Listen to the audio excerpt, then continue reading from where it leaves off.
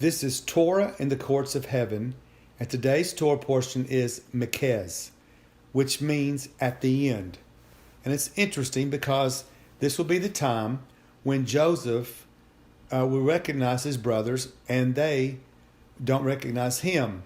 But it's coming to the end of that period, which is very interesting because, as we know, Joseph is actually a shadow and type of Yeshua, of Jesus. And just as when Jesus was on the earth, when Yeshua was on the earth, his own people, for the most part, didn't recognize that he was the Messiah. And they refused him and denied him. And it's the same. This is the picture here that we're getting from Genesis chapter 42, where Joseph saw his brothers and recognized them, but he acted as a stranger to them and spoke roughly to them. Then he said to them, "Where do you come from?" And they said, "From the land of Canaan to buy food." So Joseph recognized his brothers, but they did not recognize him. Then Joseph remembered the dreams which he had dreamed about them.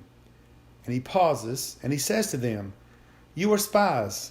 You have come here to see the nakedness of the land." So already what's happening is Joseph is beginning to enact a plan to see where his brothers were. Obviously they're right in front of him. But what I mean is to see where their hearts were. Had their hearts changed from that hatred that they had had toward him many years before? Were they sorry that they had done to him what they had done, believing that they had killed him or that he would die, and yet here he lives? We continue in chapter 42, Genesis 42:13, and they said, "Your servants are 12 brothers, the sons of one man in the land of Canaan. And in fact, the youngest is with our father today, and one is no more." So you see here, it indicates that they didn't think that Joseph was alive anymore. Then we skip to verse 15. "In this manner you shall be tested. By the life of Pharaoh you shall not leave this place unless your youngest brother comes here." So now, when the brothers were alone, in Genesis chapter 42 and verse 21, they said to one another, "We are truly guilty concerning our brother, for we saw the anguish of his soul when he pleaded with us, and we would not hear. Therefore this distress has come upon us." So you see, they're thinking back. They believe they're alone, that Joseph has left, and he's told them this information that they cannot come back, they cannot see him again until they bring their youngest brother, which of course is Benjamin. And they won't see him until they do that. And so now they're very much in fret because they know that's going to be a very big hardship to get Jacob to release Benjamin to come to Egypt. So they're talking here, and of course you can see that now they're feeling guilt for what they had done to Joseph many years before. And that guilt is what we're needing to focus on. We need to think about the guilt that they're having, because it's a picture for us, for the guilt that many of us carry. And, we should have guilt for some of the things that we've done, but we shouldn't keep the guilt. We should have felt guilt from when we did the wrong things, but there's a remedy to the guilt. So in verse 22, it says, "And Reuben answered them and saying, Did I not speak to you, saying, do not sin against the boy? And you would not listen." So he's talking to all of his brothers, and he says, "I told you, we shouldn't do this thing that you want to do. And so, therefore, behold, his blood is now required of us." So there's the shame. So you see, we find in verse 42:21, the guilt that the brothers had. And now in verse 22, we see the shame. And that's important for us because of the guilt and shame many of us feel, rightly so, for what we might have done in our life. So now we're going to go to chapter 43, and we could say this is after the return with Benjamin.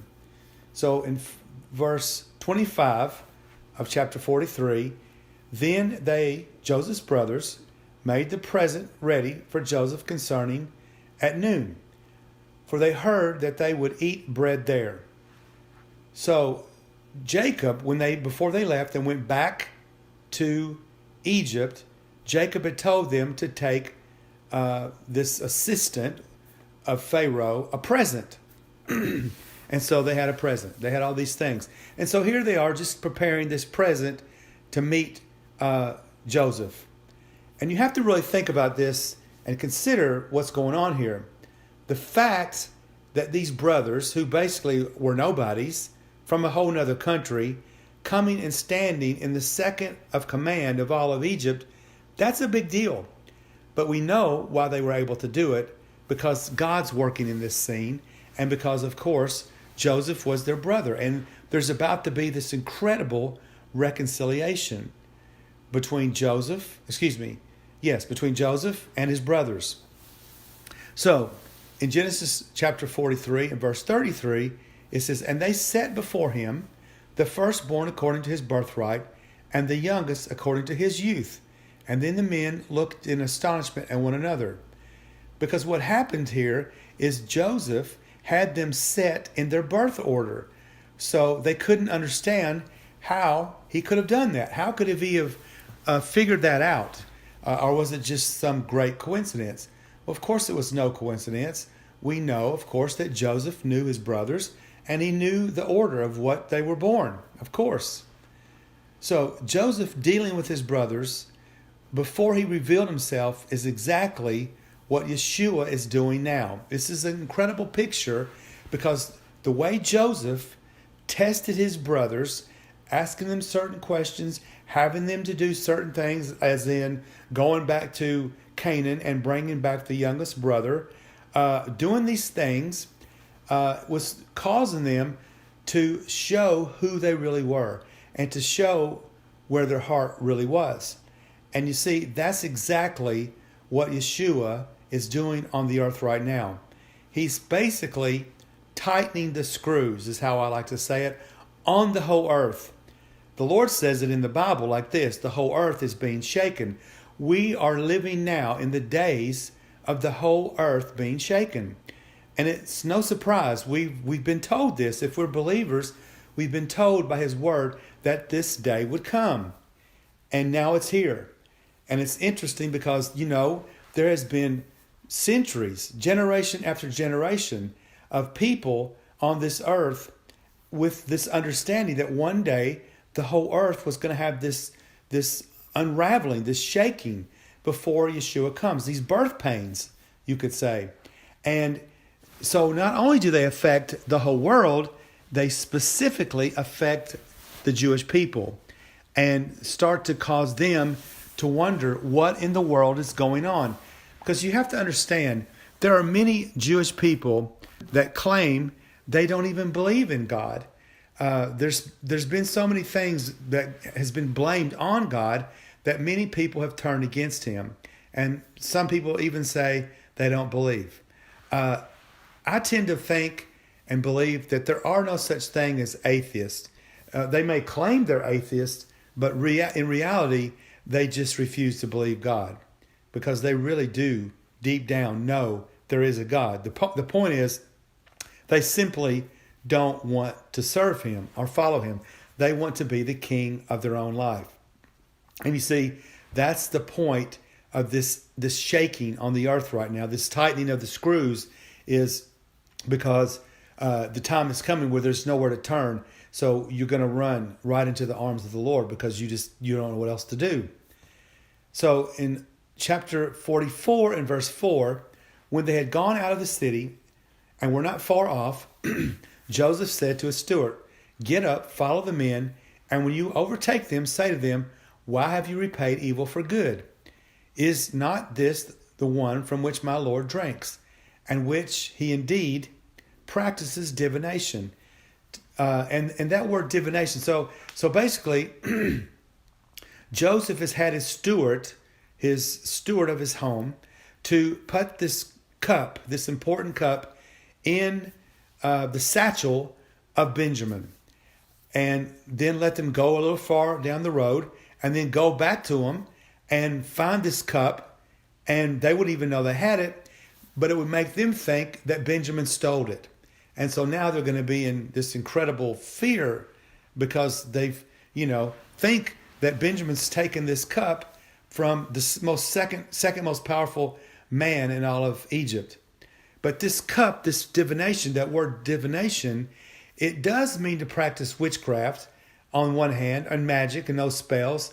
But it's not only that, and this is what I believe where the meaning comes for Joseph saying that it was his cup of divination. It means to learn by experience or to diligently observe. And isn't this what Joseph has been doing? He has been carefully watching the behavior of his brothers. And he has already learned by the experience of them dropping him in a hole and then later being sold into a caravan. And thank God he survived. And now he's elevated, that's past stories, to the second most powerful man in all of Egypt. But yet here his brothers are in front of him and don't even know it's him. And they think they're about to be repaid for the wrong that they had done to their brother so many years ago. So in chapter 44, verse 12, so he searched. He began with the oldest and he left off with the youngest. And the cup, as I've already said, was found in Benjamin's sack. So we go to verse 17. It says, the man in whose hand the cup was found, he shall be my slave. Now this is Joseph saying this. And he says, as for you, go in peace to your father. So they had the cup. And what does the cup represent? So basically, now the plan has been sprung. The cup has been placed in Benjamin's sack unknowingly to any of the brothers, including Benjamin himself. The steward goes and finds Benjamin with the cup. So now they believe that he's stole it. They believe he stole it, but Joseph knows he didn't steal it because he had it placed there. So now they're going to come and Joseph's going to really spring the trap on them. But it's going to be for a really wonderful thing. But first, what might this cup represent?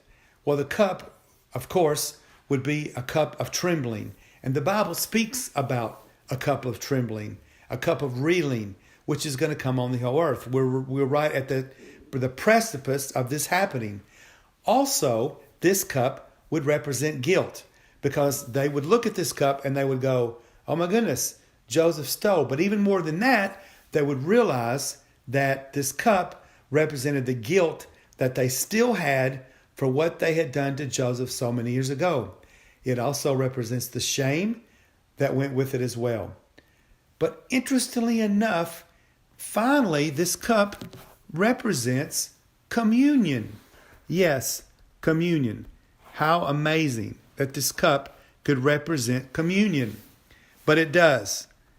So, they had the cup as it was given to them, but they had not actually received the cup. So you see, they had it, but they didn't receive it. This is interesting because even to this day, the Jewish people recite the blessing over the cup of the wine. Every week on Shabbat in the synagogue, the blessing is recited over the cup. And yet, there is no communion with Yeshua. And that's the place where we enter into relationship with God. It's through Yeshua, through the blood that he shed. The blood covenant is through Yeshua's shed blood, not through the blood of animals. It says in the Torah that it takes the shedding of blood. Without the shedding of blood, there is no remission of sins. But then God also says, but the shedding of animals' blood does not take away sins. It's interesting. So Joseph was dealing with his brothers before he showed them who he was. And again, as I say, this is exactly what Yeshua is doing now. So this cup was causing them to reveal who they were. So it's interesting because in essence, the cup kind of it's kind of becoming a cup of revealing because the cup, them having this cup and what the cup represented was causing them to unravel. So now, right now, in this world, right now, we are in the period just before the cups begin for Israel. Zechariah 12:2. Behold, I will make Jerusalem a cup of trembling unto all the nations and all the people around, when they shall be in the siege both against Judah and Jerusalem. So again, we see the cup of trembling, the guilt, the cup of shame, and it's represented at Hanukkah. It's represented in Romans in 70 AD. And finally, it will happen with the Antichrist. And that will be the last time that the Jewish people have trouble from the world, because the Lord is going to come at that point and rescue them. In Zechariah 12:10, I will pour on the house of David and on the inhabitants of Jerusalem the spirit of grace and supplication. Then they will look on me who they pierced. So think about this, especially if you're Jewish and you're not believing that Yeshua, Jesus, is the Messiah. Because here God is saying he's going to pour out, when this horrible time, which is, we're leading up to it at this moment, when this horrible time comes upon the earth, and we're all going to be involved, but God is going to pour out on the house of David and the inhabitants of Jerusalem the spirit of grace. And they will look upon him whom they pierced. Well, who could that possibly be who was pierced? Of course, it was Yeshua. He was pierced through his hands, through his feet, by the crown of thorns on his head, and by the whip marks on his back, and finally by the Roman spear in his side. Yes, they will mourn for him as one mourns for his only son, and grieve for him as one grieves for their firstborn. This is the picture of communion, and they will have it. But for those who don't know him and will never know him, then we have Revelation 19:15. Now out of his mouth goes a sharp sword, that with it he should strike the nations, and he himself will rule over them with the rod of iron. He himself treads the winepress of the fierceness and wrath of the Almighty God. And then also in Philippians 2:12, therefore, my beloved, as you have always obeyed, not as in my presence only, but now much more in my absence, work out your own salvation with fear and trembling.